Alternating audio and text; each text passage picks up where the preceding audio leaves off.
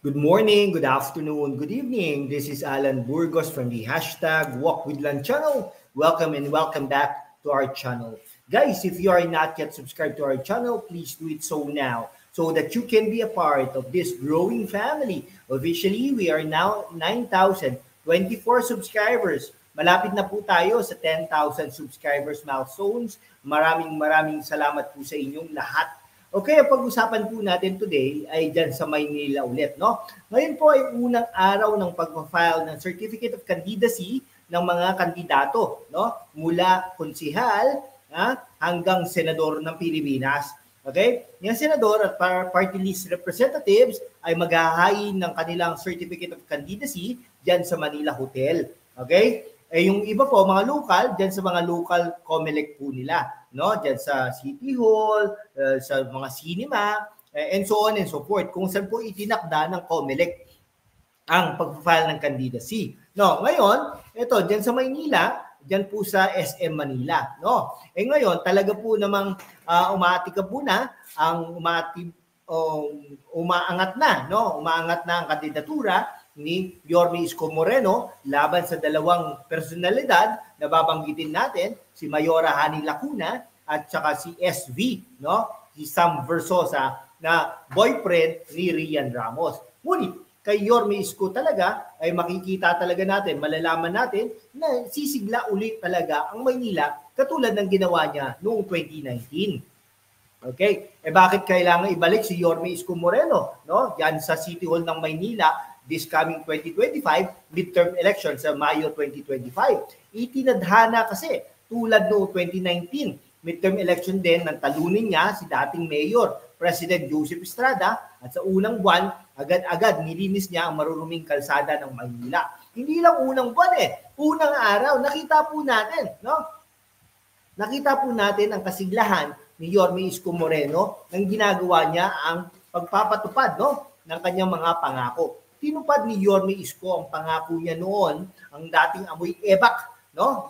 Kadiri, marumi at magulong commercial district sa lungsod, nilinis niya, no? Diyan sa kabakuran ng City Hall Complex ay talagang nilinis niya, no? Ang paligid ng Liwasang Bonifacio na kinaroroonan ng monumento ng dakilang supremo ng katipunan, pinagtiyagaan niyang linisin. At matatandaan ng sinabi ni Yorme Isko, no? Kay lapit nyon sa sentrong gobyerno ng Maynila. Tapos ito, sabi niya, nagkalat ng dumi, amoy tae, kadiri, di ba? Ganyan po kaseryoso si Yorme Isko Moreno. Last time na punta tayo doon, iba na po ang kasiglahan ng Liwasang Bonifacio. Hindi na po kasing ganda nung una, nung kapanahunan ni Yorme Isko Moreno. Ito ngayon ang kalagayan ng lugar. Pinabayaan na, nagbalik ang dating masangsang na amoy ng makahalong panghi at bantot ng dumi ng tao at nagkalat na ligaw na aso't pusa. Kadiri, di ba? Nagbalik ang itaboy na batang hamog at naging pugat uli ng laklak na latak ng lipunan. Akala ni Isko nang iwan niyang City Hall at itiwala sa dating vice alcalde niya, ngayon ay Mayor Hani Lacuna, mapapanatili ang ningning at sigla ng paligid at ligpaw na kabuhayan ng buhay ng Manileño. Hindi pala, no? Nakita po natin yan, halos araw-araw po tayo dyan, no? Nagpupunta po tayo dyan, nagtrabaho po tayo dyan sa Lyceum of the Philippines University. No, nakita po natin ang kadumihan ng Maynila dyan sa Intramuros, dyan sa mga underpasses, dyan sa City Hall, kitang-kita po natin Pedro Hill, Taft Avenue, dyan sa Sampaloc, dyan sa Santa Mesa, dyan sa Tondo, at kung ano-ano pa, no? Kung napanatili sana ni Mayora ang iniiwang pamana niya sa City Hall, talagang Senado ang target ni Yorme. Pero ano ang idinaing sa kanya ng kababayan? Sana bumalik siya, sana muling tumakbong alkalde at ibalik ang ganda at sigla ng Maynila. Pero ang pangit po talaga Paano matatanggihan ni Yorme Isko Moreno ang hinaing ng Manileño nang di nakakaramdam ng kalinga sa mga nasa City Hall? Walang maipapakitang maayos na infrastructure program, kapos ang malasakit sa healthcare, balik ang di maayos na trapiko, at asan ang pangako ni Mayora na trabaho, hanap buhay at masiglang turismo? Wala nga. Di ba? Magulo na uli. marumi na uli ang Quiapo at Divisoria, calling, Congressman Joel Chua, balik sa dati ang Recto Avenue in Manila, Juan Luna at ang mga street vendor, balik sa kalye at matamlay ang dating masiglang turismo sa Maynila. Napanatili ba ang 47 Parket Pok pasyalang pinaganda ni Yorme? Mapait ang sagot, hindi. Nga. May naidagdag bang bagong pasilidad at maluwang kapaligiran sa loob at labas ng mga paaralang publiko, kolehiyo at universidad ng Maynila? Nga. Wala. Dati pa rin at hindi na nadagdagan ang mga nailagay na solar panel, rainwater collectors sa mga paaralang publiko para makatipid sa elektrisidad at magamit at di masayang ang tubig ulan. 0. Bugok na itlog ang environment projects ng gobyerno ni Mayora Hani Lacuna. Huwaran ng ibang bayan ng lungsod ng Maynila noon nung si Yorme Isko Moreno pa dyan nasa City Hall at sa social media.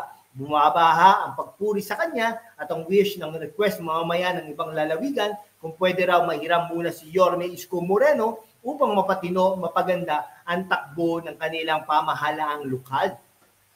Pag tinatanong kung ano ang sekreto niya sa mabilis na pag-ipaw ng ekonomiya, kabuhayan ng Maynila, sagot ng Moreno, walang secret formula. Kailangan lamang ay makinig, kumonsulta, dinggin ang nais ng taong bayan at iyon ang gawin ang sasama, magtitiwala ang mamamayan. Paano niya nagawa ang nagawa niyan sa Maynila? Sagot niya, kasi siya ay laki sa hirap. Damang-daman niya, di ba? Naranasan niya, alam niya ang puso at damdamin, ang pangarap at naisin ng mga mahihirap. Kasi galing siya at lumaki sa hirap at tanging pagsisikap, pagtsatsaga at pagpitiyo sa pangarap ng naging hagdan niya. Kaya umangat, no? From artista, konsihal, naging vice mayor, naging mayor, no? At naging undersecretary pa yan. At umasenso sa buhay. Akala ni Yorme na sa mabuting kamay ng Maynila at iyon ay inaasahan niya. Pero anong sinasabi ng Manileño sa mga meeting, caucus at mga mensahe sa kanya? Bumalik na siya. Nakikiusap na tumakbo uli kung ano ang tugon niya. Paano ko tatanggihan ang hiling nila? Narinig ko ang daing nila. Naramdaman ko ang hinagpis nila at sino ako para hindi makinig? Sino ako para hindi kumilos? Sino ako para iwanan sila? Ang dating maganda ay pumangit na. Kaya kailangan niyang magbalik at maglinis na muli. Sa mga meeting ni Yorme, masigabo ang katuwaang sigaw. Babalik na si Yorme. Gaganda at sisigla na uli ang asenso na uli tayo, sabi ng karaniwang tao. Sabi ng Manileño, babalik ang infra projects, babalik ang investments, babalik ang maayos na takbo sa City Hall at babalik ang paghanga ng Maynila tulad noon. Tatandaan po natin, ang Maynila ay ang kabisera ng bansang Pilipinas. Kaya nga dapat ihalal natin, no? Ihalal nyo ang mga taga-Batang Maynila, ang isang karapat-dapat walang iba kundi si Yorme Isko Moreno. Kay Yorme Isko, babalik uli ang ning at sigla ng Maynila. At titiyakin ito ng mamayang Manileño, babalik sa City Hall si Yorme Isko Moreno. Kung naayos niya ang Maynila mula noong 2019 hanggang 2022, magagawa niya uli ito sa Mayo 2025. Okay, hanggang dito na lang po mga kaibigan ko ha. Maraming salamat po sa inyong lahat. Mabuhay po kayo.